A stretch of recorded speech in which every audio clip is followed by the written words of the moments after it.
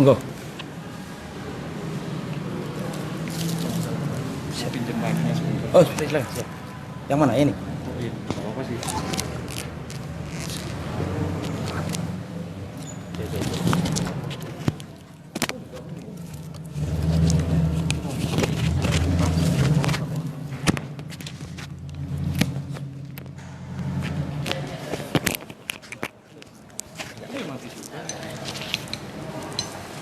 Ya, cukup Mas. Cukup.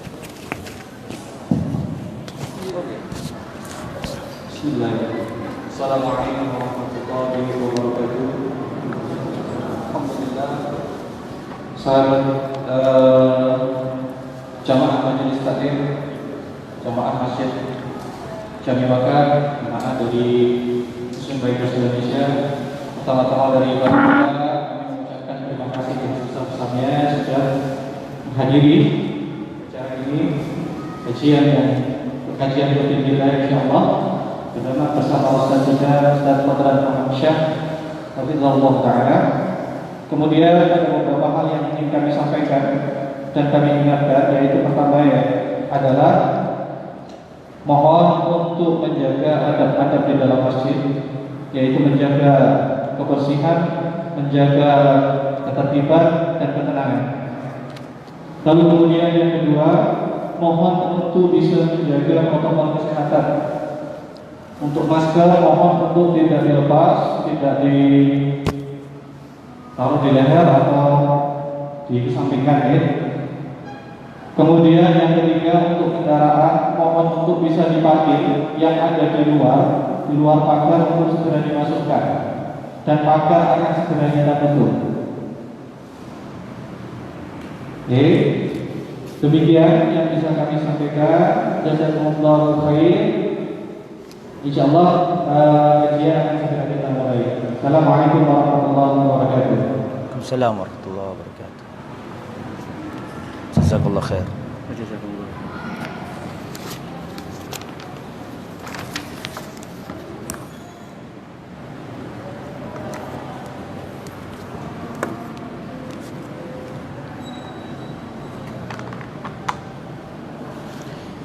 Bismillahirrahmanirrahim. Assalamualaikum warahmatullahi wabarakatuh.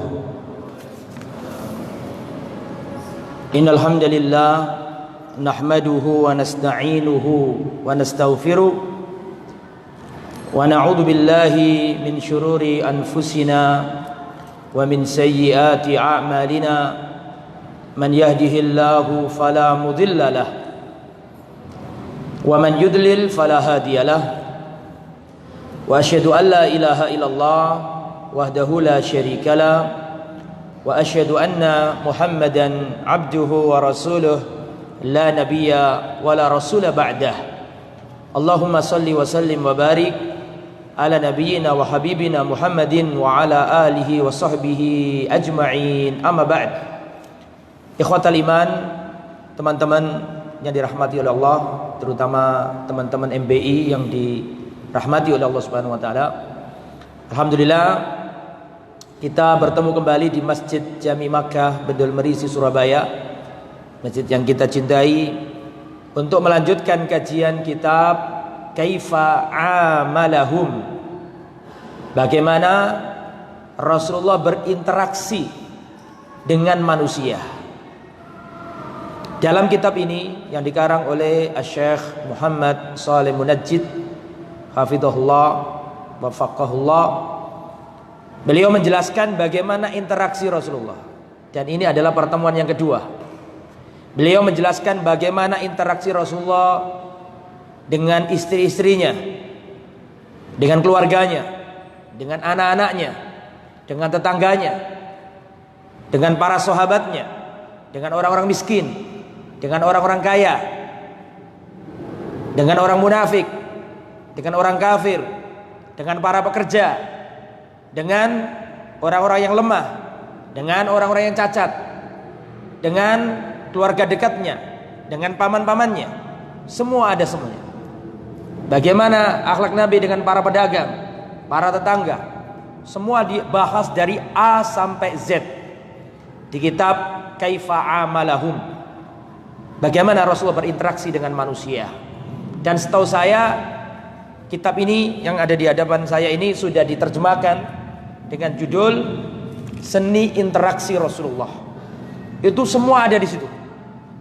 Rasulullah dengan istrinya, Rasulullah dengan pelayan, Rasulullah dengan anak, Rasulullah dengan tetangga, Rasulullah dengan orang-orang kaya, Rasulullah dengan orang miskin, Rasulullah dengan orang kafir, Rasulullah dengan orang munafik, Rasulullah dengan orang muslim, Rasulullah dengan muhajirin, Rasulullah dengan ansor, Rasulullah dengan orang-orang yang lemah. Ada semuanya di kitab itu. Yang saya sebutkan hanya sebagian saja. Lah, pada pertemuan kali kedua ini kita akan membahas ta'amulun Nabi sallallahu alaihi wasallam ma'a ahlihi wa aqaribihi. Seni interaksi Nabi dengan istri-istrinya dan keluarganya. Jadi pada pertemuan kali ini kita akan membahas bagaimana Rasulullah memperlakukan istri-istrinya. Allah Subhanahu wa taala berfirman dalam surat Al-Ahzab ayat 21. Laqad kana lakum fi Rasulillahi uswatun hasanah. Sungguh telah ada pada diri Rasulullah uswatun hasanah, suri toladan yang baik. Semuanya. Barang siapa yang menjadi istri, barang siapa menjadi suami, lihatlah Rasulullah sebagai suami. Barang siapa sebagai anak, lihatlah Rasulullah menjadi anak. Siapa yang menjadi bapak, lihatlah bagaimana Rasulullah menjadi bapak. Ketika menjadi pedagang, lihatlah Rasulullah bagaimana Rasulullah menjadi seorang pedagang. Ketika menjadi seorang tetangga, lihatlah Rasulullah bagaimana Rasulullah menjadi seorang tetangga. Ketika menjadi seorang pekerja, lihatlah Rasulullah sebagai seorang pekerja. Apakah Rasulullah pernah menjadi seorang buruh? Pernah. Apakah Rasulullah pernah menjadi seorang pekerja? Pernah. Kalau menjadi seorang yang kaya, lihatlah bagaimana Rasulullah sebagai orang yang kaya, dermawan. Kalau menjadi orang yang mengayomi anak yatim, lihatlah Rasulullah. Semua ada pada Rasulullah sallallahu alaihi wasallam. Nah, tugas kita adalah meneladani Rasulullah. Kita ini sekarang krisis keteladanan. Banyak anak-anak muda yang gak paham kepada siapa dia harus berteladan. Mereka justru lihat penyanyi barat, itulah yang mereka gandrungi. Penyanyi pop Korea, mereka yang mereka senangi. Hilang bahwa dulu ada manusia terbaik. Segala peran kehidupan yang baik-baik pernah dijalankan Rasulullah. Rasulullah panglima perang, Rasulullah seorang guru, Rasulullah adalah suri toladan bagi umat manusia. Makanya kita berkiblat kepada Rasulullah sallallahu alaihi wasallam. Wa qad kana an-nabiy sallallahu alaihi wasallam qudwatan fi fanni ta'amul ma'az zaujah. Dahulu Rasulullah adalah mercusuar keteladanan dalam bergaul dengan istri-istri. Maka hendaklah kita menyontoh Rasulullah sallallahu alaihi wasallam bagaimana beliau ketika menjadi seorang suami. Dan seputar Rasulullah dan istri-istrinya ini ada 3 pembahasan. Pembahasan pertama, suwarun min hayatin Nabi sallallahu alaihi wasallam az-zaujiyah. Bagaimana gambaran rumah tangga Rasulullah. Itu yang pertama. Yang kedua, bagaimana Rasulullah mendidik istri-istrinya. Yang ketiga, prahara-prahara yang terjadi di rumah tangga Nabi dan bagaimana penyelesaiannya. Ada 3 kategori itu yang kita pelajari. Untuk menerangkan kategori pertama, kayaknya nggak selesai satu pertemuan. Jadi sekarang tema besar kita adalah Rasulullah dan istri-istrinya. Nah, sebelum saya lanjutkan, kita harus tahu dulu siapakah istri-istri Rasulullah dan berapakah jumlah mereka. Siapa? Atau berapa dulu istri Rasulullah? Berapa? Istri Rasulullah jumlahnya ada 11. Siapa sajakah mereka? Ummahatul mukminin, para ibunda orang-orang beriman. Mereka adalah yang pertama Khadijah binti Khuwailid, ibunda kita, Ummul Mukminin, kekasih tercinta Rasulullah sallallahu alaihi wasallam, Khadijah binti Khuwailid. Beliau dijamin masuk surga. Beliau adalah orang yang pertama kali beriman kepada Rasulullah sallallahu alaihi wasallam. Dia yang setia kepada Rasulullah. Ketika Rasulullah sallallahu alaihi wasallam mendapatkan wahyu pertama kali, beliau kan gemeteran dari Gua Hira melihat makhluk yang aneh. Malaikat siapa? Malaikat Jibril. Ketakutan Rasulullah. Sebelumnya itu Rasulullah menjelang umur 40 tahun, itu Allah Subhanahu wa taala menjadikan Rasulullah itu senang menyendiri. Jadi Rasulullah menjelang umur 40 tahun, itu Allah jadikan di dada Rasulullah itu perasaan senang menyendiri. Suka menyendiri, merenungkan kondisi masyarakat jahiliyah. Di sana ada orang nyembah patung, di sana ada orang makan riba, di sana ada membunuh anaknya hidup-hidup perempuan, di sana ada orang mutus silaturahim, di sana ada orang yang menikahi istri bapaknya, di sana ada orang makan riba. Dipikir sama Rasulullah, disenangkan oleh Allah. Rasulullah suka menyendiri. Maka di saat itu Rasulullah pamit ke Khadijah, ingin menyendiri di Gua Hira. Itu perbekalannya ditata rapi oleh Khadijah, dikasih makan, kasih air, berbekalannya Nabi. Tidak protes, loh kok gak kerja? Enggak, didukung. Sampai terjadilah apa yang terjadi.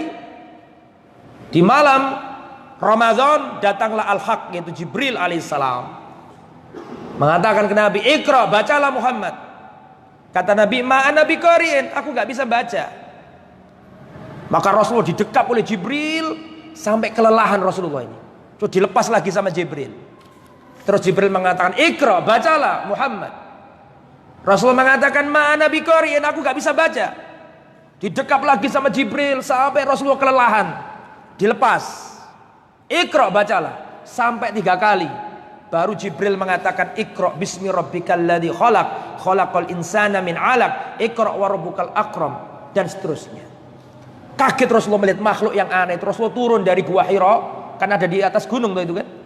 Turun menggigil ketakutan Rasulullah, masuk di rumahnya Khadijah. Kemudian Rasulullah mengatakan, Zammiluni, zammiluni, selimutilah aku, selimutilah aku. Diselimuti sama Khadijah. Gak ditanya dulu, dibiarkan dulu. Sampai ketika tenang ditanya sama Khadijah. Perhatikan bagaimana cerdasnya Khadijah dalam cerita yang akan saya ceritakan ini. Ditanya, setelah selesai reda ditanya, kenapa? Diceritakan, saya melihat makhluk yang aneh, dia datang berkata kepada aku seperti ini, seperti ini. Diterangkan semuanya apa yang dilakukan oleh Khadijah.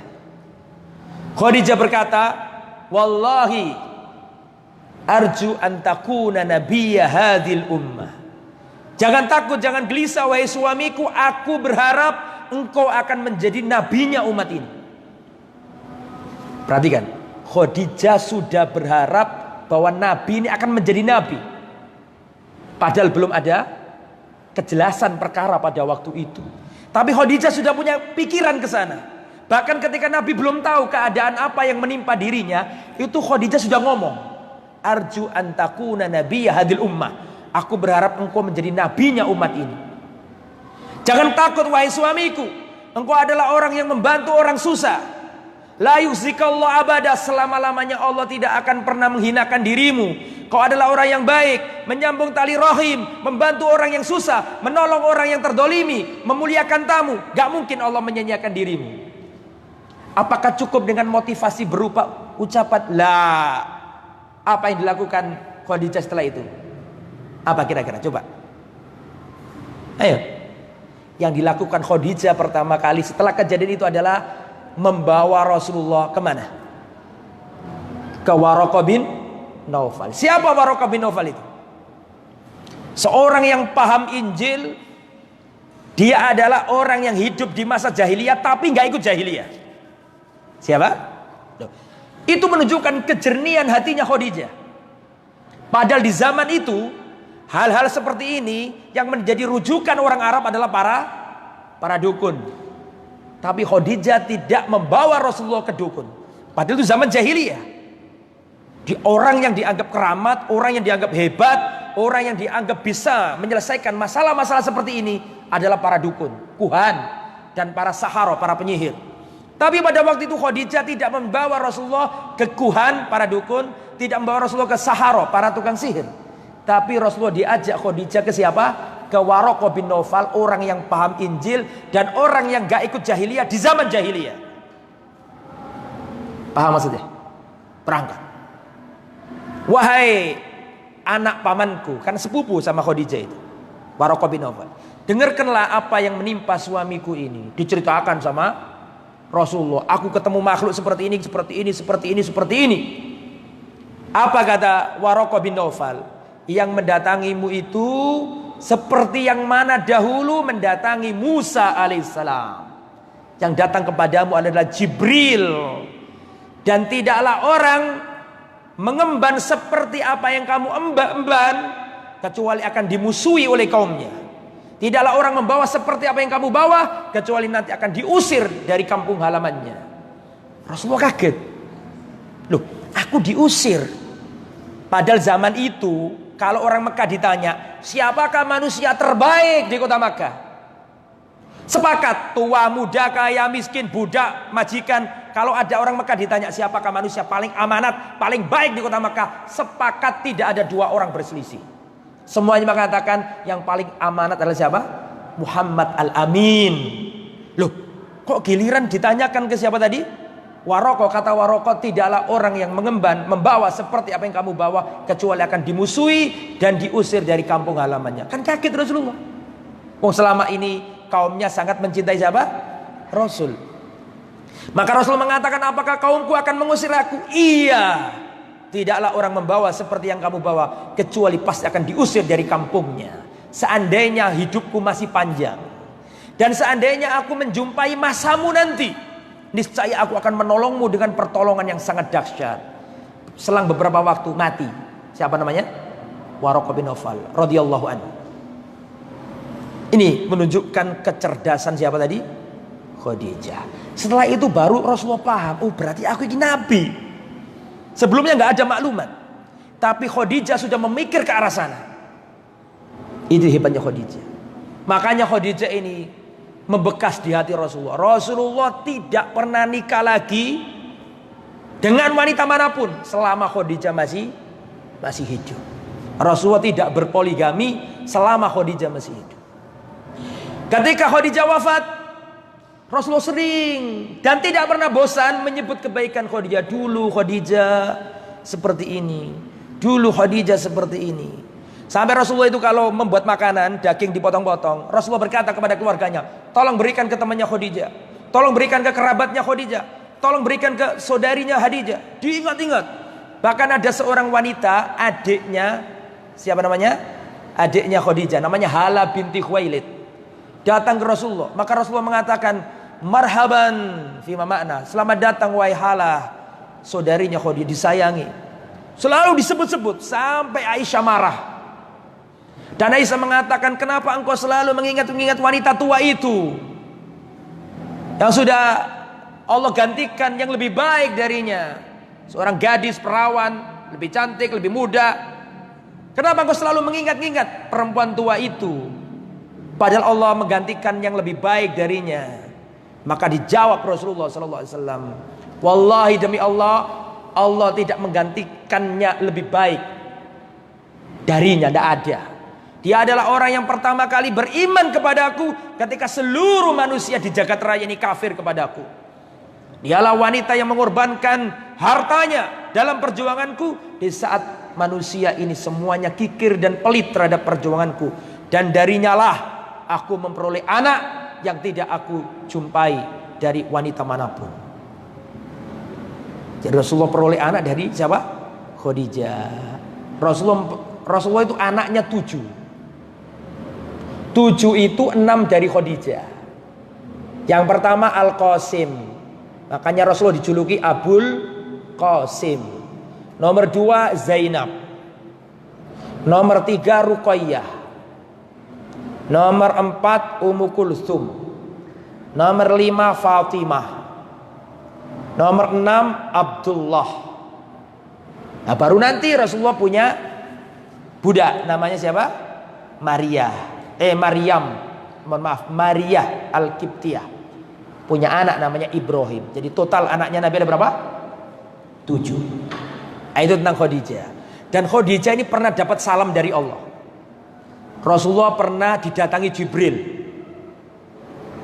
Terus setelah itu datanglah Khadijah membawa makanan, ada lauknya.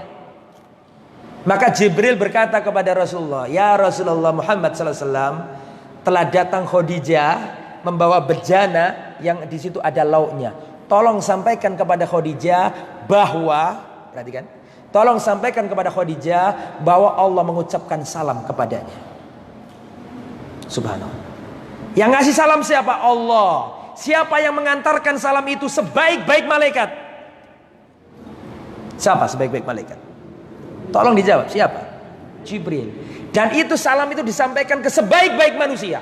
Itu periwayatan emas, gak ada di muka bumi periwayatan kayak gitu. Khadijah dari Rasulullah, dari Jibril, dari Allah. Subhanallah. Allah, zat yang tidak ada semisal dengannya, diriwayatkan kepada siapa tadi? Jibril, malaikat terbaik. Disampaikan ke manusia terbaik, Rasul terbaik siapa? Muhammad. Diberikan kepada wanita terbaik pada zamannya. Dapat salam dari Allah, bayangkan. Melalui Jibril, melalui Rasulullah. Nah itu. Tapi kita nggak sedang berbicara tentang Khadijah. Kalau diceritakan Khadijah nggak selesai satu pertemuan. Anggaplah itulah sekelumit tentang siapa?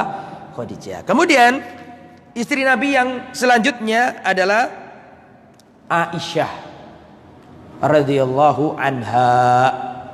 Beliau adalah putri dari manusia yang paling dicintai Nabi. Siapa? Abu Bakar As-Siddiq radhiyallahu anhu. Nah, ini istri Nabi yang kedua nih. Ada seorang sahabat Nabi namanya Amr bin As. Amr bin As ini datang ke Nabi dan berkata, "Ya Rasulullah, man ahabbun nasi laik?" Ya Rasulullah, siapakah manusia yang paling engkau cintai? Kata Rasulullah, Abu Bakar.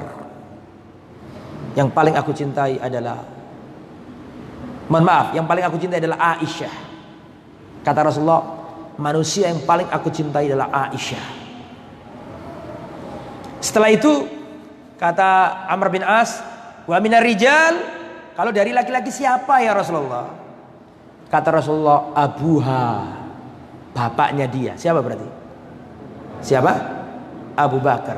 Tsumma man ya Rasulullah? Siapa lagi ya Rasulullah? Umar, Utsman dan seterusnya. Jadi Aisyah yang paling dicintai Nabi, ya, yang paling dicintai Rasulullah SAW. Tapi Aisyah ini dinikahi ketika Khadijah sudah. Sebenarnya yang nomor 2 bukan Aisyah tapi Saudah, ya, Saudah binti Zam'ah. Nanti ada kisahnya nanti. Aisyah ini wanita yang paling dicintai Nabi, dan satu-satunya istrinya Nabi yang masih gadis. Sedangkan yang lain janda semuanya. Hanya Aisyah tok yang gadis. Dan Aisyah ini istrinya Nabi yang berbeda dengan istri-istri Nabi yang lain. Saya mau menyampaikan cerita tentang Aisyah. Kita belum menjelaskan tentang interaksi Nabi dengan istri-istrinya. Kita masih menjelaskan apa nih? Siapa istri-istri Nabi, supaya punya gambaran. Aisyah ini radhiyallahu anha As-Siddiqah binti As-Siddiq, putri dari sahabat yang paling dicintai Nabi, yaitu Abu Bakar. Aisyah ini punya cerita yang luar biasa. Suatu hari istri-istri Nabi diprotes. Protes dalam tanda petik. Ya, namanya wajar lah, suami istri ada yang kurang.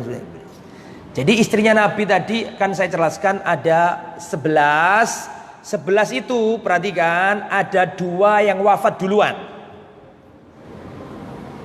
Yang wafat duluan ini Khadijah sama Zainab binti Huzaimah. Jelas ya? Berarti Rasulullah ketika masih hidup meninggalkan berapa istri? 9 istri. Yang menemani hari-harinya Nabi 9 ini. Lah 9 ini terpecah jadi 2. Terpecah dalam tanda kutip, bukan negatif. Blok-blokan begitu. Ada yang bloknya Aisyah, dan ada yang bloknya Ummu Salamah atau Zainab binti Jahash. Saling iri-iri ya, wajar, manusiawi, sesama madu gitu loh, blok-blokan. Lah Aisyah ini, para sahabat Rasulullah SAW kalau ngasih hadiah kepada Rasulullah itu nunggu Rasulullah di rumahnya Aisyah. Kalau ada sahabat Nabi ingin memberi hadiah, dilihat dulu. Kalau Rasulullah di rumahnya Ummu Salamah, ditahan dulu hadiahnya ini. Kalau mau ngasih hadiah ke Nabi tapi Rasulullah di rumahnya Zainab binti Jahash, pending dulu, ditunggu dulu.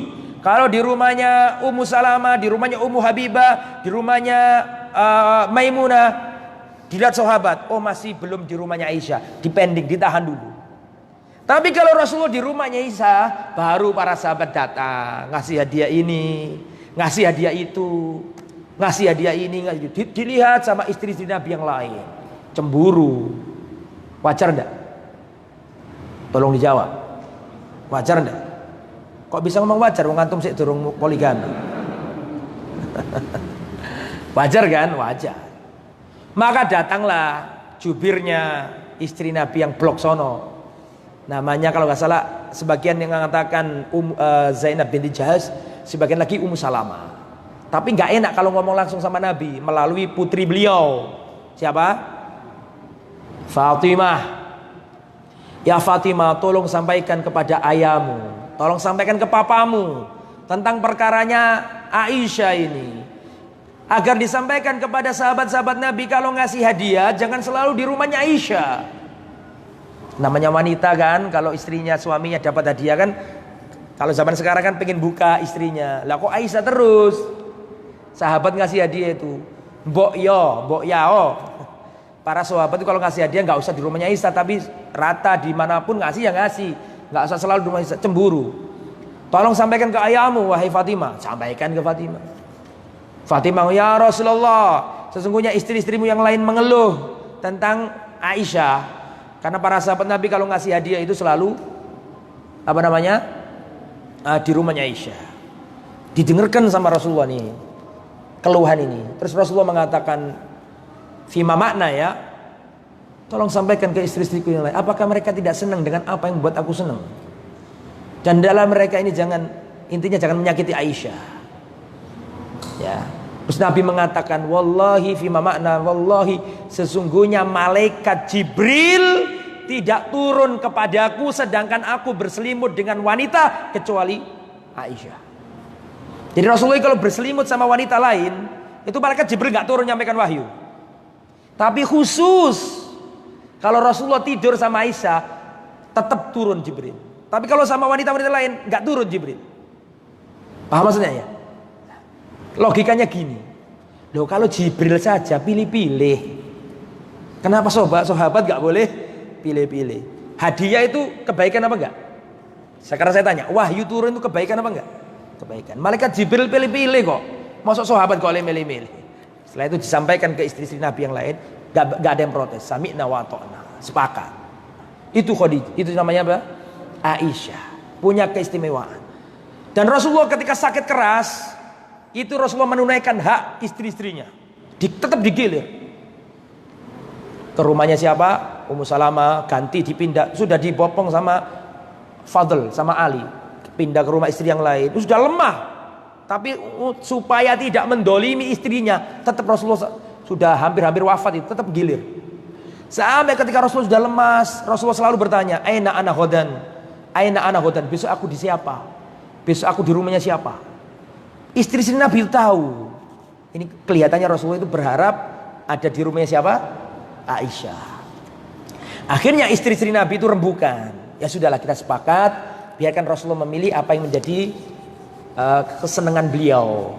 Akhirnya sepakat di rumah siapa? Aisyah. Ya, di rumahnya Aisyah itu kalau saya ceritakan panjang dan dulu sudah saya ceritakan di sini detik-detik wafatnya Rasulullah, terlalu panjang. Tapi intinya menjelang wafatnya Rasulullah itu, Rasulullah dipangku sama siapa? Didekap sama Aisyah. Itu sudah Rasulullah parah itu. Di pangkuannya Rasulullah, di pangkuannya Aisyah. Ketika Rasulullah sudah sakit parah, hampir wafat, datang Abdurrahman bin Abu Bakar. Siapa Abdurrahman bin Abu Bakar? Anaknya Abu Bakar, jangan dipikir Abdurrahman bin Abu Bakar ya anaknya Abu Bakar. Apanya Aisyah? Hah? Saudaranya Aisyah datang menjenguk Rasulullah di rumahnya Aisyah. Berarti Abdurrahman mahram nggak sama Aisyah? Mahram. Abdurrahman datang nyambangi adiknya plus nyambangi Rasulullah. Sakit kan? Pada waktu itu Abdurrahman bawa siwak. Bawa siwak. Rasulullah sakit keras itu melihat Abdurrahman. Aisyah ingat kalau Rasulullah itu kesukaannya adalah siwak. Ketika Rasulullah melihat ke arah Abdurrahman sambil bersiwak, siwak yang ada di Abdurrahman dilihatin sama Rasulullah, maka Aisyah berkata, "Ya Rasulullah, apakah aku ambilkan siwak untukmu ya Rasulullah?" Rasulullah ngasih isyarat. Iya, diambilkan sama Aisyah. Lah antum tahu siwak itu kan keras, sebelum digunakan kan keras, betul apa enggak? Maka Aisyah berkata, "Ulayyinuhu laka ya Rasulullah." Apakah perlu saya lunakkan, basahi untukmu ya Rasulullah? Iya. Akhirnya digigit sama Aisyah, dilunakkan sampai sudah lunak, dikasihkan Rasulullah. Dikasihkan Rasulullah SAW. Dan Rasulullah wafat di pangkuan Aisyah radhiyallahu taala anha. Makanya Aisyah mengatakan, Allah melebihkan aku dari istri-istri Nabi yang lain. Allah menjadikan sebelum wafatnya Rasulullah, ludahku bertemu dengan ludahnya. Dan Rasulullah wafat, dipilihkan oleh Allah tempat wafatnya di rumahnya Aisyah, di pangkuannya Aisyah. Dan mustahil Allah mematikan nabinya di tempat yang jelek. Jelas? Dan gak mungkin Allah mewafatkan nabinya di tempat yang jelek. Wafatnya Rasulullah di pangkuan Aisyah, di kamarnya Aisyah, itu bukti nyata kemuliaan Aisyah. Tidak seperti yang dituduhkan oleh orang-orang Syiah yang mencela, melaknat, mengkafirkan Sayyidah Aisyah radhiyallahu anha. Ada hadis Nabi yang mengatakan tidaklah seorang nabi itu wafat kecuali dia harus dikubur di tempat ia wafat. Paham? Dan Allah memilih tempatnya Aisyah radhiyallahu anha. Kalau orang lewat tempat itu selalu mengucapkan Assalamualaikum ya Rasulullah, tempatnya Aisyah. Tidak ada Rasul yang wafat kecuali dikubur di tempat wafatnya. Itu kebaikannya Aisyah radhiyallahu anha. Jadi Rasulullah itu kalau mau sholat datang ke Aisyah, mencium Aisyah terus berangkat sholat. Dan Rasulullah juga punya panggilan khusus, panggilan sayang kepada Aisyah. Ya Aish. Nama lengkapnya Aisyah siapa? Nama lengkapnya orang Arab itu cuma satu kata. Berbeda dengan orang Indonesia. Orangnya satu namanya 5. Muhammad Ardiansyah Prawironegoro. Wong siji iki sing Muhammad sing ndi, Ardiansyah sing ndi, Prawiro sing ndi. Wong Arab jenenge sitok kabeh. Seluruh nabi namanya satu kata. Seluruh sahabat Nabi namanya satu kata. Gelek ono sampai katok, sampai kesel gak ngira ketemu. Jenenge Nabi lebih dari 2 kata. Adam, Nuh, Musa, Ali. Ya cuma wong Indonesia nggak tahu. Wong siji jenenge 5. Ya, iya, wong kata orang Barat siji. Belakangnya nama apa? Bapak, nama keluarga kan gitu kan. Oke, kembali ke materi. Rasul itu kalau manggil Aisyah itu, kalau lagi seneng menunjukkan kasih sayang, Rasulullah manggilnya enggak ya Aisyah, enggak. Ya Aish. Paham? Itu enggak dilengkapin sama Nabi. Ya Aish. Itu repot nek jenenge wong Indonesia dikono. Kalau istri antum jenenge Indonesia gimana medotnya itu loh, motongnya gimana? Ya Aish. Itu Aisyah. Itu sekelumit tentang Aisyah. Dari cerita tadi cuma 2 yang saya sampaikan, belum yang lain. Lebih utama mana? Khadijah atau ke Aisyah? Angkat tangan dulu lah. Ya, nggih.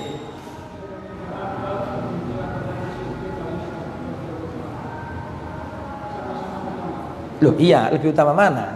Sama utama tahu semuanya lah, lebih sama-sama utama. Lebih utama mana? Kalau dijajarkan antara Aisyah sama Khadijah. Gimana? Tergantung. Maksudnya apa kok digantung ini?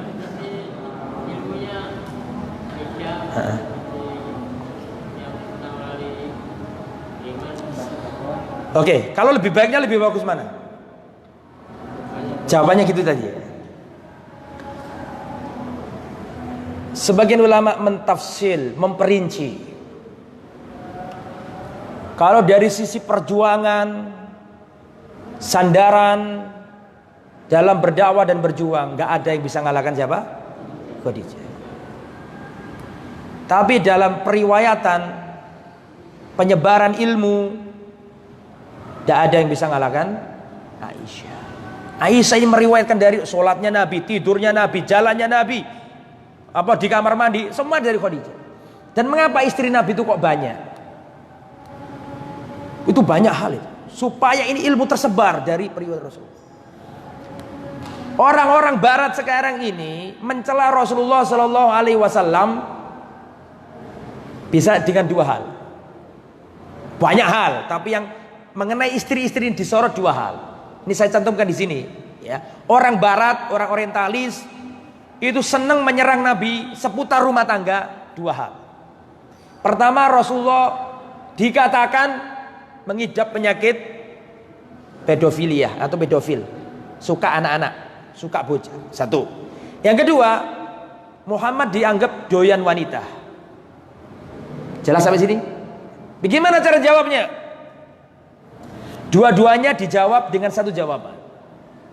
Kalau ini Anda anggap sebagai celaan kepada Rasulullah SAW,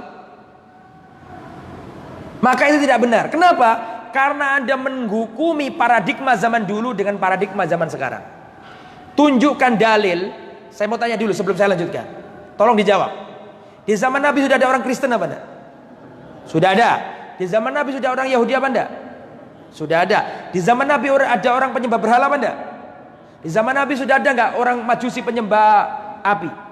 Orang Yahudi sudah ada, orang Kristen sudah ada, orang Majusi Zoroaster sudah ada, kafir jahiliyah sudah ada.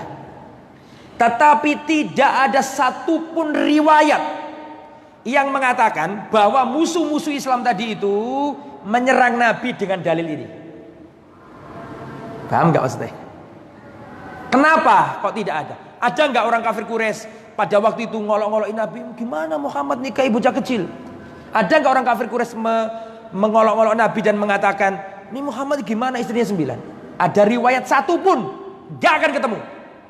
Padahal Romawi sudah ada, Yahudi sudah ada, Persia sudah ada. Enggak ada. Mereka itu seluruh musuh-musuh Islam tidak pernah diriwayatkan menyerang Nabi dari sisi ini.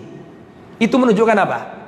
Itu menunjukkan menikah dengan seorang wanita yang sudah balik itu lumrah terjadi. Romawi iya, Persia iya, India iya, Cina iya, Afrika iya, semuanya. Maka kau gak bisa menghukumi kejadian zaman lampau dengan paradigma zaman sekarang. Jangankan zamannya Rasulullah belasan abad yang lalu, tahun 50-an, tahun 60-an itu di desa-desa itu banyak mas. Di desa-desa itu ya, wanita kalau sudah balik dinikahkan orang tuanya. Apalagi wanita Arab, berbeda postur sama wong Jawa. Padahal wong Jawa loh. Zaman dulu kata mbak saya, zaman dulu wanita kalau balik sudah diapakan? Dinikahkan. Maka nggak bisa engkau mencela kejadian itu. Makanya seluruh musuh Islam yang ada pada zaman Nabi tidak ada dinukil celaan kepada Rasulullah dari sisi ini. Paham sampai sini? Karena pada waktu itu semua bangsa-bangsa sepakat bahwa menikahi wanita yang sudah balik itu apa? Gak ada masalah meskipun masih kecil, karena bisa.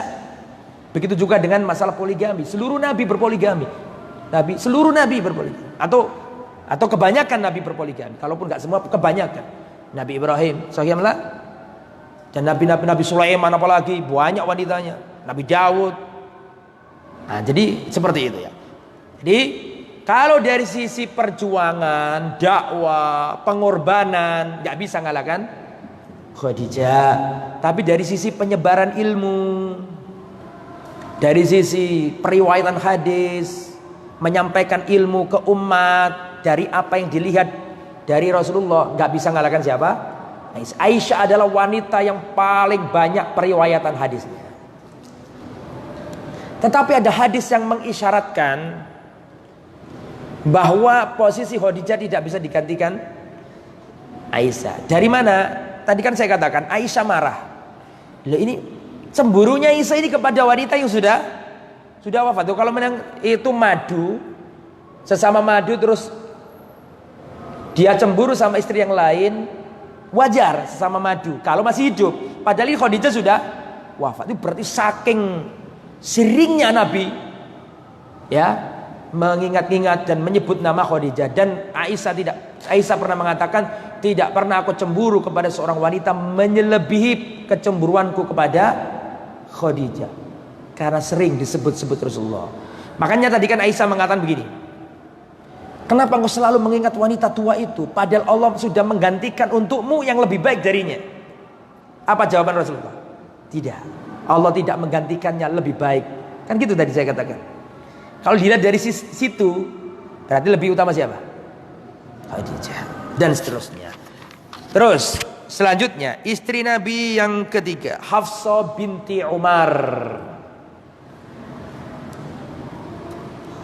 Hafsah binti Umar ini putri dari manusia yang paling dicintai Nabi setelah Abu Bakar. Siapa? Umar bin Khattab. Pada waktu itu Hafsah ini janda. Terus Umar ini datang ke Abu Bakar. Ya Abu Bakar, anakku, putriku, siapa namanya? Hafsah telah janda, tolonglah dinikahi istriku. Abu Bakar diam, tidak menjawab iya, tidak menjawab enggak, diam aja. Karena nggak ada jawaban, maka siapa tadi? Umar bin Khattab datang ke Utsman bin Affan. Datang ke Utsman bin Affan, menawarkan kepada Utsman bin Affan radhiyallahu taala anhu. Maka akhirnya Utsman pun tidak ingin gitu loh, tidak ingin menikahi Hafsah. Maka Rasulullah sallallahu alaihi wasallam mengatakan Hafsah akan dapat lebih baik daripada Abu Bakar dan Utsman. Dan Utsman akan dapat yang lebih baik daripada Hafsah. Paham nggak maksudnya? Maka akhirnya Rasulullah menikah dengan Hafsah, dan Rasulullah menikahkan Utsman dengan siapa? Dengan putri Nabi. Siapa namanya? Ruqayyah. Ruqayyah sama Hafsah lebih mulia mana? Kalau menurut omongannya Nabi tadi berarti lebih mulia Ruqayyah. Kan gitu kan? Ya. Kalau menikahlah Rasulullah SAW dengan Hafsah. Dan Hafsah ini pencemburu. Ada ceritanya. Hafsah ini pernah dalam tanda kutip sekongkol. Tanda kutip lah, tanda petik, dengan Aisyah. Ceritanya pada waktu itu Rasulullah SAW masuk ke rumahnya Zainab binti Jahash. Ingat cerita ini? Ingat itu kalau pernah tahu. Kalau belum pernah tahu namanya bukan ingat apa gak ingat, tapi belum pernah dengar kan itu. Hafsah ini ya, ada hal-hal yang lucu-lucu ya di zaman Nabi itu. Rasulullah ini masuk ke rumahnya siapa tadi? Zainab binti Jahash. Cantik Zainab itu. Zainab binti Jahash, istrinya Nabi. Dikasih madu sama Zainab. Akhirnya Hafsah membuat trik, membuat saking cemburunya sekongkol dalam tanda kutip sama siapa? Aisyah. Ini jangan diartikan negatif ya, ini biasalah saling cemburu-cemburu gitu loh. Bukan suatu yang menyelisih akidah, bukan. Ini sama madu itu biasa. Ya. Akhirnya Hafsah datang ke Aisyah. Hei Aisyah, ayo kita janjian. Hafsah ini satu blok sama Aisyah. Ini kan saya katakan tadi kan ada cemburu-cemburu, ada bloknya Aisyah, ada bloknya siapa tadi? Zainab binti Jahash sama Ummu Salamah. Ayo kita membuat skenario. Nanti kalau Rasulullah sudah sampai di rumah kita, di rumahmu, terus di rumahku juga, setelah pulang dari rumahnya siapa? Zainab, ayo kita ngomong bahwa Rasul itu bau. Nah, setelah dari rumah Zainab datang ke rumah salah satu di antara kedua ini, entah Aisyah dulu, entah Hafsah dulu, ke rumahnya Aisyah. Rasulullah habis dari rumahnya siapa tadi? Zainab, minum madunya Zainab. Ketika mendekat ke Aisyah, Rasulullah bau Rasulullah. Aromanya nggak enak. Gitu. Nah, akhirnya setelah itu dari rumahnya Aisyah Rasulullah pindah kemana? Hafsah atau kebalikannya. Pokoknya itulah dua orang itu. Sama Hafsah juga ngomong, ya Rasulullah bau. Akhirnya Rasulullah ngomong, oh ini tadi saya dari rumahnya siapa? Zainab. Di rumahnya siapa? Zainab. Sampai Rasulullah mengatakan saya tidak akan minum lagi madunya Zainab. Langsung Allah turunkan ayat dari langit membela Zainab. Gara-gara skenario nya siapa tadi? Aisyah sama siapa tadi? Nah, ada juga wanita Bintul Jun kalau nggak salah, dinikahi Nabi. Orangnya cantik. Maka Aisyah ini gimana caranya supaya nggak jadi nikah ini orang? Nah, ini lataif aja ini ya, hal-hal yang ringan. Maka Aisyah ini ngajari madunya yang baru ini. Hei, mau nggak kamu saya ajari ucapan yang paling disenangi Nabi? Apa itu? Nanti kalau Rasulullah datang kepadamu malam hari, malam pengantin pertama kali, maka nanti ucapkan di depan Nabi, a'udzubillahi minka. Aku berlindung kepada Allah darimu. Kayak setan aja kan, a'udzubillahi minasyaitonirrajim. Akhirnya apa yang terjadi? Malam hari itu ya seneng, pengen nyeneng seperti yang dikatakan oleh teman-temannya madu itu. Dikira itu beneran. Ketika malam hari atau ketika masuk, nggak tahu malam hari apa siang hari, Rasulullah masuk, wanita ini mengatakan a'udzubillahi minka. Aku berlindung kepada Allah dari dirimu. Langsung ditalak Rasul sekaligus pada waktu itu. Engkau telah berlindung kepada azim, kepada Allah. Jadi terjadi perceraian. Ditalak Rasulullah SAW. Cerita saking cemburunya siapa namanya? Aisyah. Itu kisah-kisah itu banyak ya. Tapi itu bukan berarti jahat atau gimana. Dan itu memang terbaik dengan cara itu. Ya mungkin itu hikmahnya terbaiknya cerai dengan siapa? Fulana itu. Kita nggak tahu di hikmah di balik itu mungkin ada apa, tapi intinya cerai. Ya itu ada yang dicerai Nabi. Nah, itu ya, itu tentang Aisyah radhiyallahu anha. Terus Hafsah tadi ya. Hafsah nomor 3 Hafsah. Terus yang nomor 4 Sauda binti Zam'ah. 4 ya. Saya sebutkan secara singkat aja 11 karena materinya ini khusus itu. Sauda binti Zam'ah ini istri Rasulullah yang nomor 2 setelah Aisyah. Setelah siapa? Khadijah wafat. Terus Rasulullah nikah sama Sauda, wanita yang sudah sepuh. Wanita yang sudah sepuh. Sampai dia itu takut di talak Nabi. Saking sepuhnya, ya dalam tanda kutip mungkin sudah nggak bisa melayani Nabi dan seterusnya, saking sepuhnya. Saking takutnya dicerai Nabi, dia berkata, ya Rasulullah jangan ceraikan aku berikan hakku kepada Aisyah. Saya kasihkan jatahku kepada Aisyah. Jadi jatahnya siapa tadi?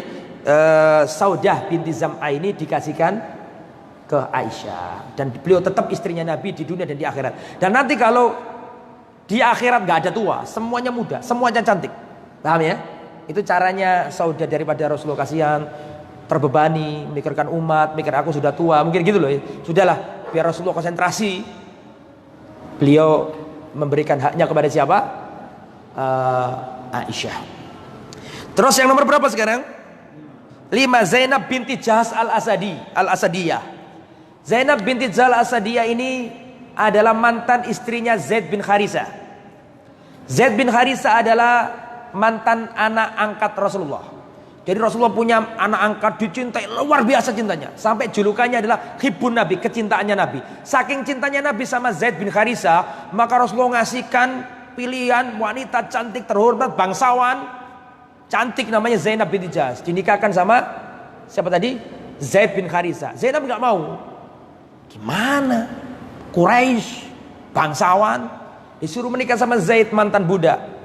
Kan pernah jadi budak, meskipun aslinya nggak budak dia, cuma dicuri. Itu kalau saya ceritakan panjang itu. Intinya nggak mau, nggak selevel gitu loh. Turun ayat nggak boleh seorang mukmin kalau sudah Allah kasih perintah terus menolak, akhirnya nikah. Tapi nggak sekufu tahu ya? Nggak setara, nggak cocok, rumah tangganya nggak nyenengkan. Nah, Zaid datang ke Nabi, ya Rasulullah, biarkan aku talak dia, ya Rasulullah, biarkan aku talak. Jangan ya Zaid, pegang terus istrimu, jangan kau lepaskan. Tapi terus Zaid ini, akhirnya ya sudah, silakan. Kalau memang nggak cocok, cerai. Akhirnya cerai. Setelah cerai itu turun wahyu dari langit, memerintahkan Rasulullah Shallallahu Alaihi Wasallam untuk menikah sama siapa? Zainab. Maka keistimewaannya Zainab itu dia dinikahkan oleh Allah. Ya, dinikahkan oleh siapa? Allah Subhanahu Wa Taala. Itu keistimewaan Zainab. Kan setiap istrinya Nabi kan punya apa? Keistimewaan. Salah satu keistimewaan Zainab ini dinikahkan Allah. Setelah Rasulullah nikah sama Zainab, orang kafir Quraisy, gimana Muhammad nikahi mantunya sendiri? Kan Zaid bin Harisah dulu itu jadi anaknya Nabi. Terus turun ayat nggak boleh ngangkat anak. Akhirnya seperti itu. Tapi terjadi gosip Muhammad telah menikahi mantunya sendiri. Langsung dibatalkan, nggak ada anak angkat. Nikahlah sama Rasulullah Zainab binti Jahash ini. Itu tadi dinikahkan Rasulullah, dinikahkan Allah langsung. Yang jadi walinya Allah. Itu keutamaan Zainab binti Jahash. Jadi pecemburu di beliau ini. Terus yang nomor berapa sekarang? 6, Zainab binti Khuzaimah al-Hilaliyah. Dia ini disebut Ummul Masakin, ibu dari orang-orang miskin, penyantun, penyayang, suka ngasih anak-anak yatim, suka ngasih orang-orang miskin. Dan beliau ini wafat sebelum Rasulullah. Jadi wafat duluan. Beliau ini Zainab binti Khuzaimah wafat dengan siapa tadi yang pertama? Khadijah. Dua orang ini yang istri Nabi yang wafat sebelum Nabi. Terus yang nomor 7, Ummu Salamah. Nama aslinya Hindun binti Abi Umayyah al-Makhzumiyah. Ini dulu adalah suami istri dari Abu Salamah. Suaminya dulu namanya Abu Salamah. Saling mencintai luar biasa. Waktu datang perintah hijrah, Abu Salamah sama Ummu Salamah ini berangkat hijrah. Dicegat sama keluarganya Ummu Salamah. Abu Salamah, kalau kamu hijrah dirimu sendiri. Jangan ngajak-ngajak adik kami. Jelas ya? Akhirnya dihalang-halangi, gak boleh ikut hijrah. Terus anaknya masih balita dibuat rebutan. Ditarik tangannya begini, masih balita ini. Tarik sana, tarik sini, sampai tangannya putus. Anaknya siapa tadi? Abu Salamah sama Ummu Salamah.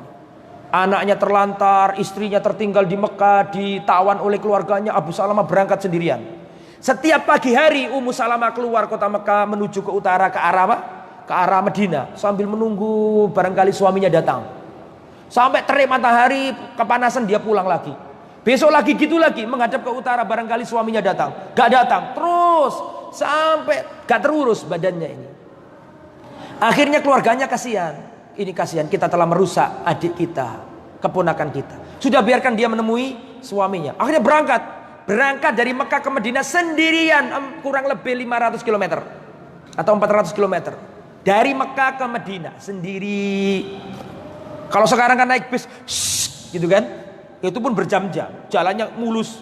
Nah itu zaman dulu, gini, ya sampai kepala saya ikut gini-gini. Naik onta atau itu naik kendaraan. Ini ada gunung, belok dulu. Belok, ada gunung, belok dulu. Belok begini. Terus sampai ke Madinah sendiri. Di tengah jalan ketemu seorang kafir, tapi baik dia, gak dijak ngomong. Dikawal sampai ke Kuba. Ketika sampai Kuba, kata siapa? Kata laki-laki ini, suamimu ada di sini, masuklah, masuk. Ketemu lagi. Cintanya luar biasa Ummu Salamah sama Abu Salamah ini. Abu Salamah ini pernah meriwayatkan untuk Ummu Salamah, pokoknya kalau kamu kena musibah, bacalah doa ini. Inna lillahi wa inna ilaihi rajiun. Allahumma ajurni fi musibati wa akhlif li khairan minha wa akhlif li khairan minha. Kalau kena musibah, agar musibahmu diganti Allah menjadi anugerah, bacalah doa ini. Innalillahi wa inna ilaihi rajiun. Allahumma ajurni fi musibati. Ya Allah, berikan pahala atas musibah ini. Wa akhlif li khairan minha, dan gantilah yang lebih baik. Diingat-ingat sama Ummu Salamah doa ini. Berjalanlah waktu, Abu Salamah wafat. Abu Salamah ini saudara sesusuannya Rasulullah. Sampeyan kok melongo kabeh kok sing nulis gini. Tulis sendala. Abu Salamah ini apanya Rasulullah? Tolong dijawab. Saudara sesusuan Rasulullah. Abu Salamah wafat. Otomatis Ummu Salamah kan mengamalkan hadisnya Nabi tadi itu, membaca doa agar anugerahnya musibahnya diubah menjadi anugerah. Maka Ummu Salamah membaca doa ini, Inna lillahi wa inna ilaihi rajiun, sungguhnya kami milik Allah dan kami akan kembali kepada Allah. Kemudian Ummu Salamah mengatakan kelanjutannya, Allahumma jurni fi musibati, ya Allah berikan pahala atas musibah yang menimpa ini. Terus kelanjutannya tadi kan gini, wa akhlifli au fakhlufli khairan minha, berikan ganti yang lebih baik. Mau dibaca Ummu Salamah ditahan. Karena Ummu Salamah mikir siapa yang lebih baik dari Abu Salamah. Bingung, sopo sing luwih apik gak ono. Abu Salamah orang yang ganteng, rupawan, mencintai dan cinta luar biasa sama Ummu Salamah. Makanya innalillahi wa inna ilaihi raji'un dibaca.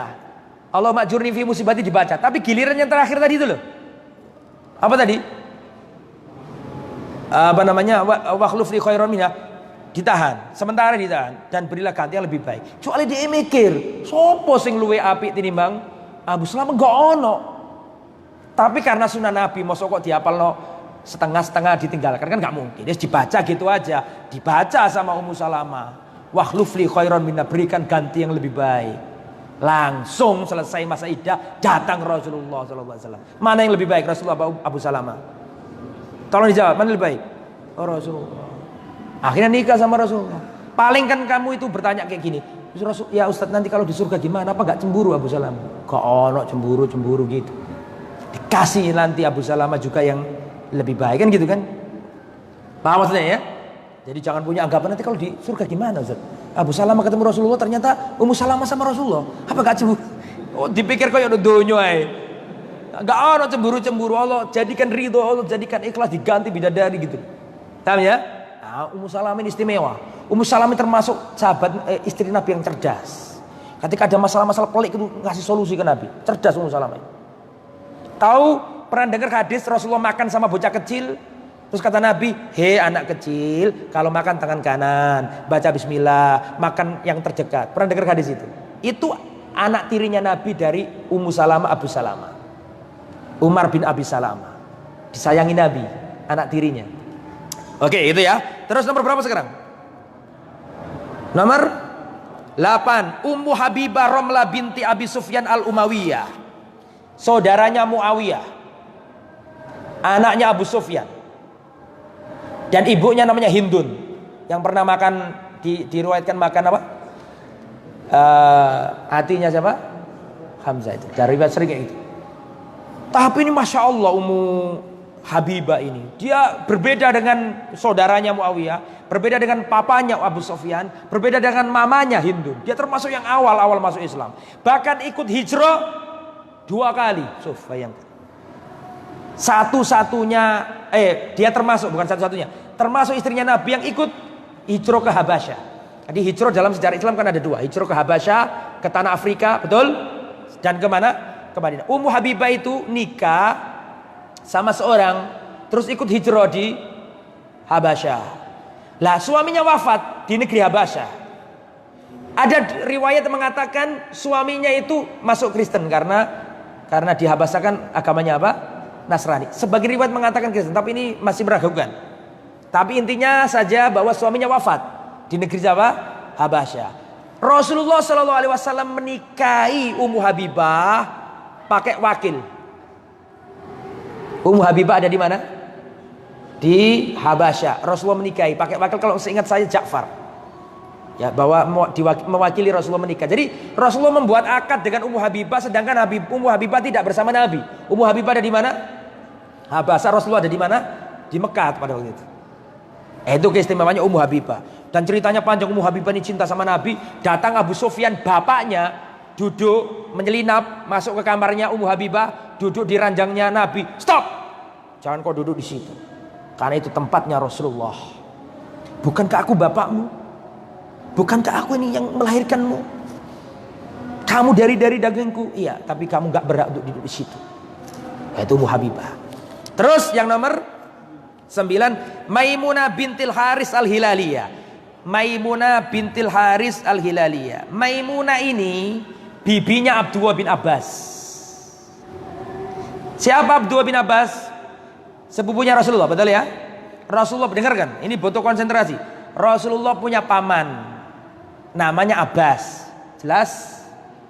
Punya istri Abbas ini namanya Ummu Fadl. Ummu Fadl sama Abbas nikah, punya anak namanya Abdullah bin Abbas. Ummu Fadl tadi itu mamanya Abdullah bin Abbas punya saudari namanya Maimunah. Berarti Maimunah ini apanya Abdullah bin Abbas? Tante. Betul apa enggak?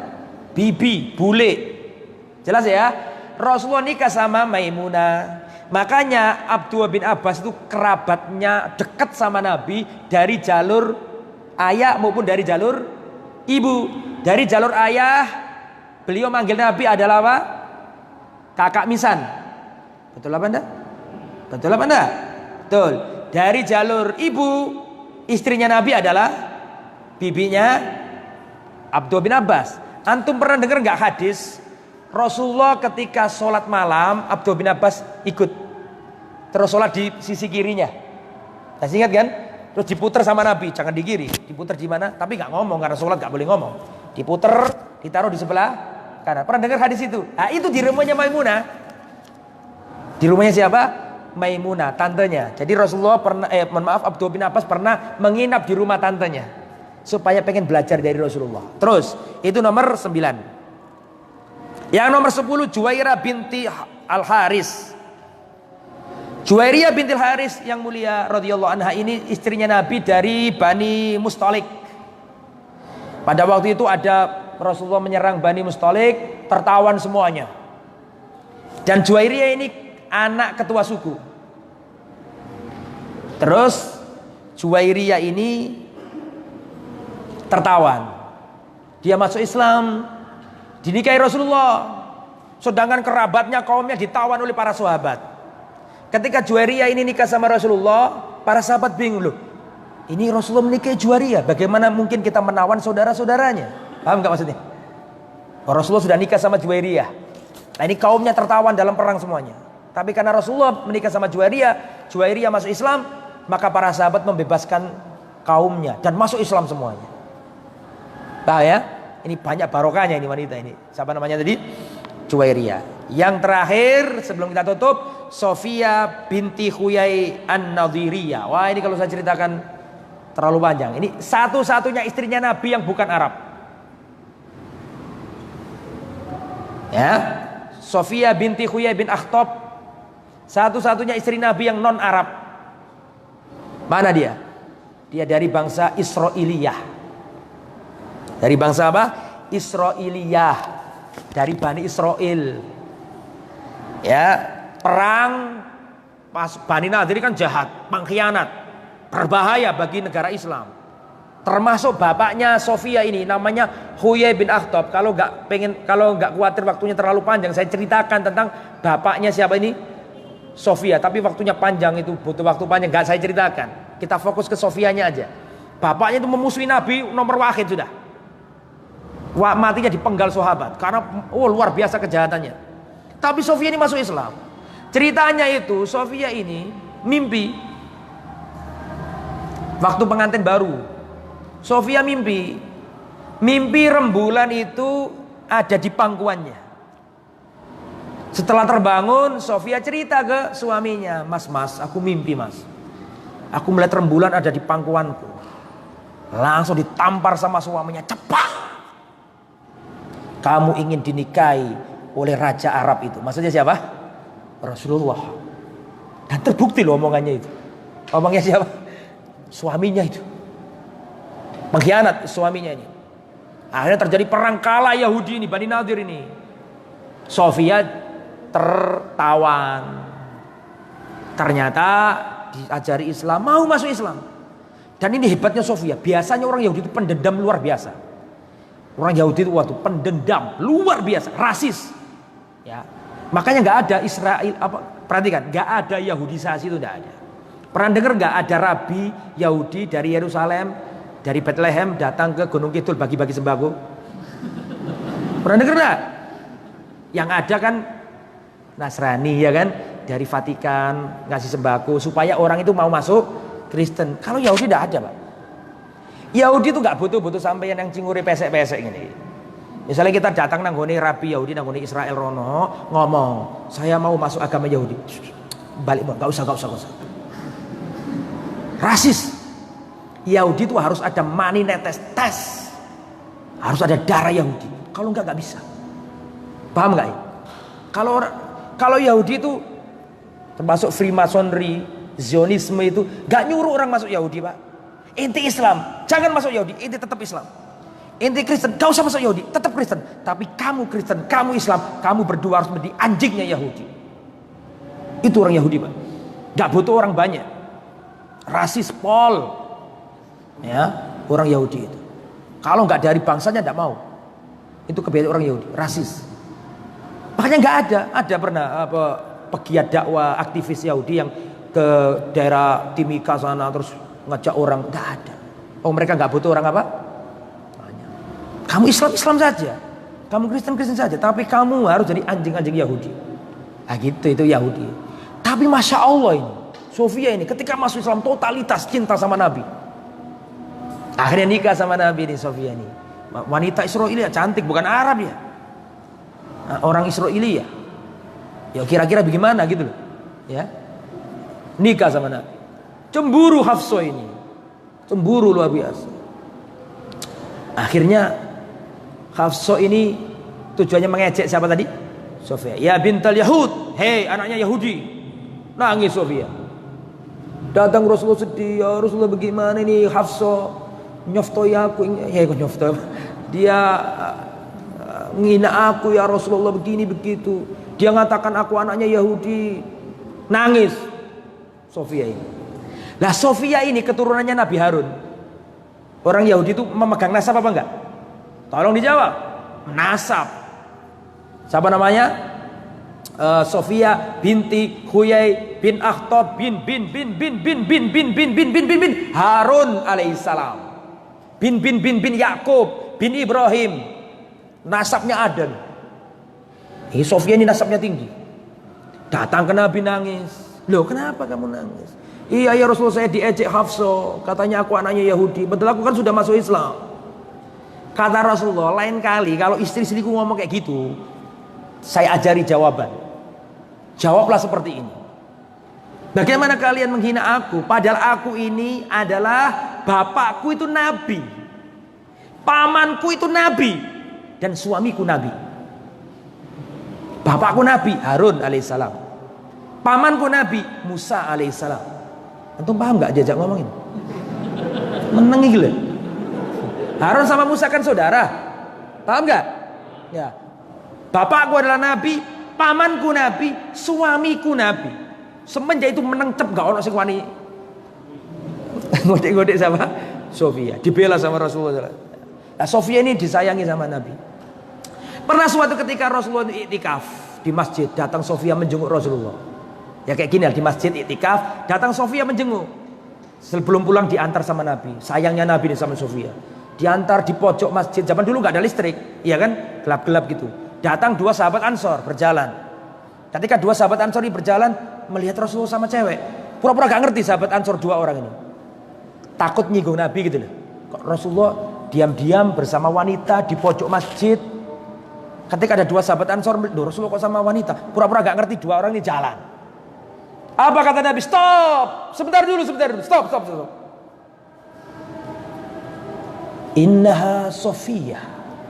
Dia ini Sofia. Jangan dianggap wanita lain. Ya Rasulullah, nggak mungkin kami suudzon kepada engkau ya Rasulullah. Kata Rasulullah, saya khawatir seandainya tidak saya jelaskan ini, setan akan masuk ke kalian. Dan setan bisa masuk melalui apa? Seperti masuk di aliran darah. Tuh khawatir kamu ada prasangka. Inna Sofia. Rasulullah menyebut namanya. Banyak loh wanita laki-laki nggak berani nyebut. Ngapain nyebut nama wanita istrinya di depan orang? Faham maksudnya ya? Kan bisa saja Rasulullah berkata, ini istriku. Bisa nggak? Bisa apa enggak? Tapi Rasulullah mengatakan inna Sofia. Ini Sofia.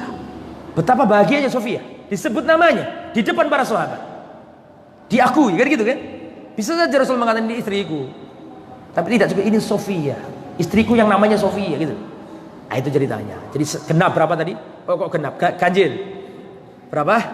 11. Ya ini masih nama-namanya dan cerita singkat-singkatnya belum keseluruhan. Seandainya keseluruhan ya satu istri satu pertemuan, kan memakan waktu lama, nggak mungkin. Jadi satu pertemuan ini tentang istrinya Nabi. Lah pada pertemuan akan datang, jika Allah mengizini, kita akan melihat bagaimana muamalah Nabi ke seluruh istrinya. Nabi itu kalau pagi hari ngapain sama istrinya? Jawab, ada yang tahu nggak di sini?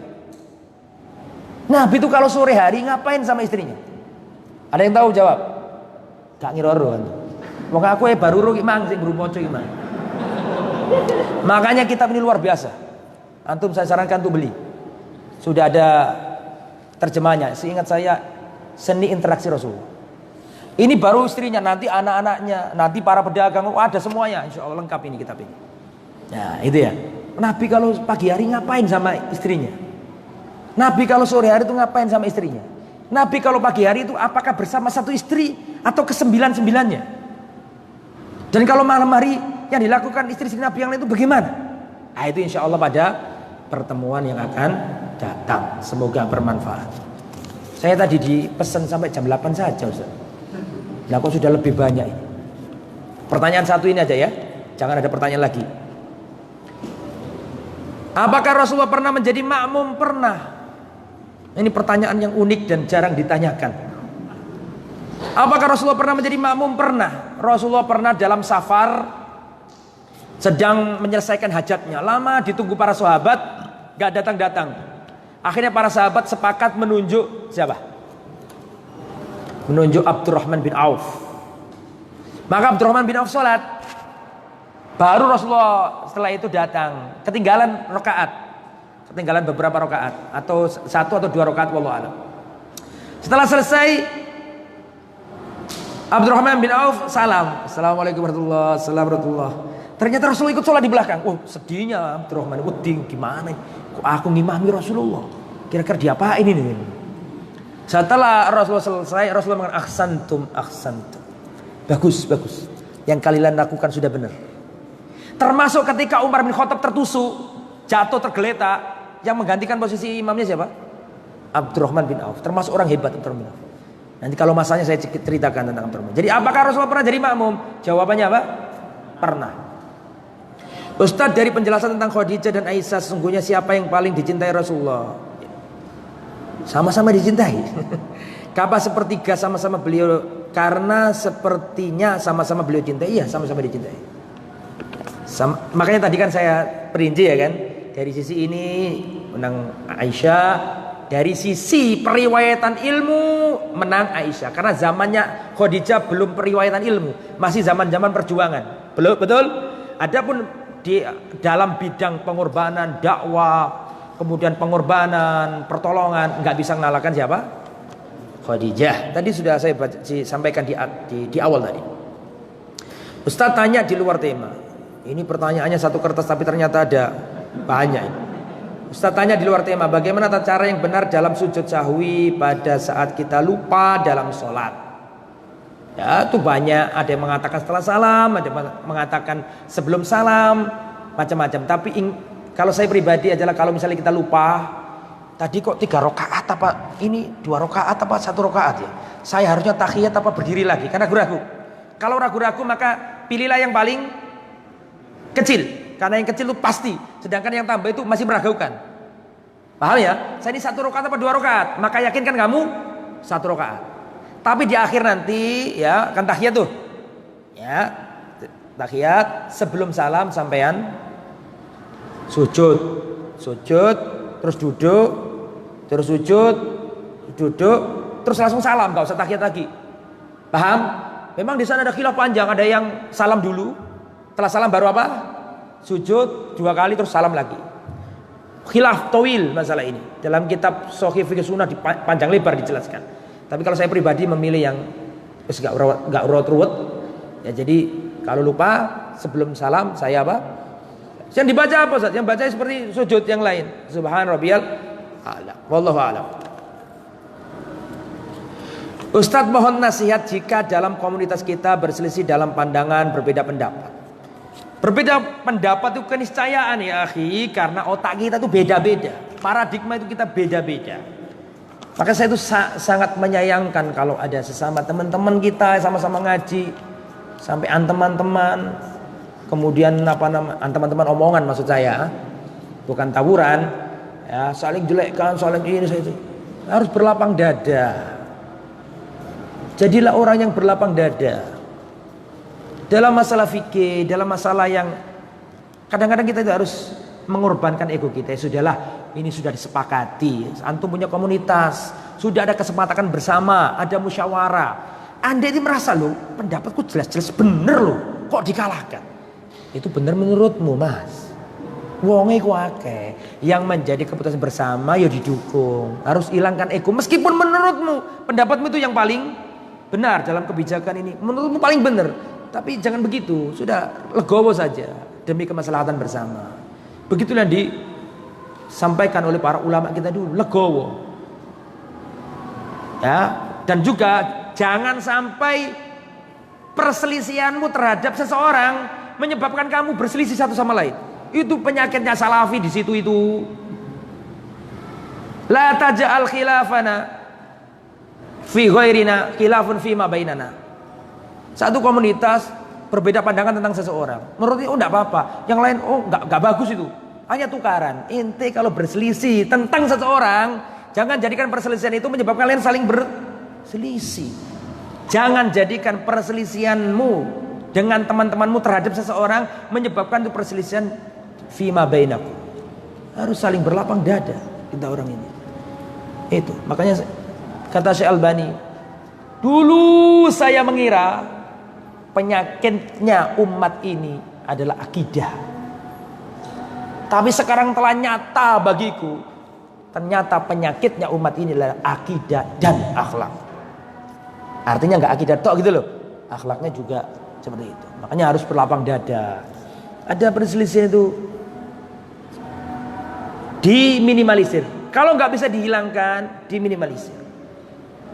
Jadi jangan dibesar-besarkan. Harus berlapang dada, lenggono hati. Makanya perhatikan. Antum bergerak di komunitas dakwah. Saya kasih nasihat antum. Dan itu untuk saya pribadi juga. Rasul Musa alaihissalam itu pertama kali dapat wahyu. Ini di mana? Di Bukit Tua. Iya, Tursina di daerah sana. Tua, ya kan? Pertama kali dapat tita dari Allah Subhanahu wa taala, perintah pertama tentang kerasulan, disuruh berangkat menuju apa? Firaun. Itu kan Rasulullah dari apa namanya? Pengasingannya. Rasulullah kan mohon maaf, Nabi Musa pernah membunuh orang, betul kan? Tempeleng mati orangnya, dikejar-kejar sama tentara Mesir, beliau lari ke negeri apa? Madian. Masih ingat nggak kisah itu?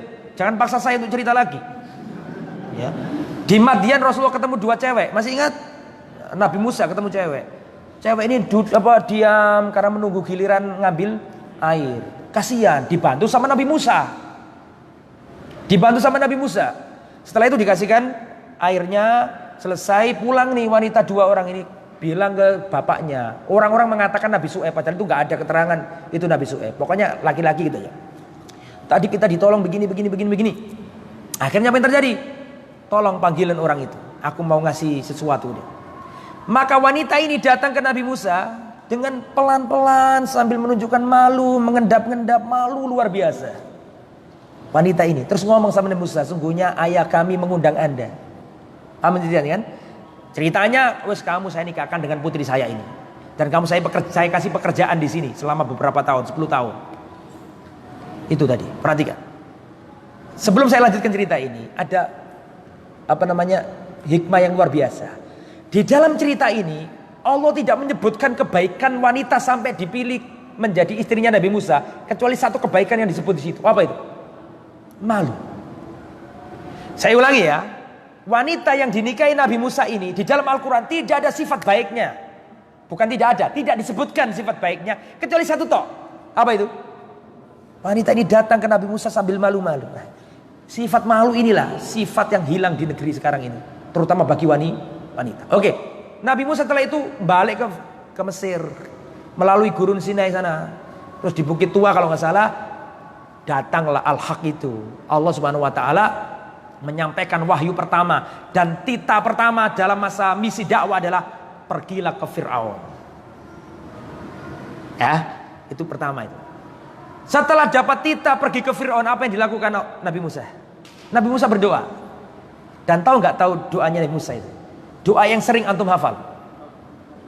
Nabi Musa berdoa, Rabbish rahli sadri wa yassirli amri wahlul 'uqdatam min lisani yafqahu qawli. Di antara deretan doa itu saya nggak nyebutkan semuanya. Yang ingin saya sampaikan di sini yang pertama saja. Rabbish rahli sadri, ya Allah, lapangkanlah dadaku. Itu doa yang dipanjatkan Nabi Musa pertama kali ketika dapat titah untuk menghadap Fir'aun. Rabbish rahli sadri, lapangkanlah dadaku. Maksudnya apa itu? Seorang dai, seorang komunitas dakwah yang mengajak ke umat, punya aktivitas untuk mengajak kebaikan, yang diperlukan itu apa tadi? Yang pertama, lapang dada. Makanya antum ini punya komunitas kebaikan. Itu tadi, masalah ringan-ringan itu sudah disepele, sudah tinggalkan itu. Saling memaafkan. Itu sikap yang diajarkan Rasulullah. Jadi jangan ada hibah, jangan suka gerundel, gak usah. Kalau disepakati bersama, lanjutkan sudah. Dan kita korbankan sikap pribadi kita atau pendapat pribadi kita. Itu yang bisa saya sampaikan. Terima kasih banyak atas segala atensinya, perhatiannya. Semoga Allah Subhanahu wa taala sebagaimana di tempat ini Allah kumpulkan kita di Masjid Jami' Makkah, semoga ini adalah isyarat kita nanti dikumpulkan Allah di surganya kelak. Semoga bermanfaat. Subhanakallahumma wa bihamdika asyhadu an la ilaha illa anta astaghfiruka wa atubu ilaik. Wassalamualaikum warahmatullahi wabarakatuh.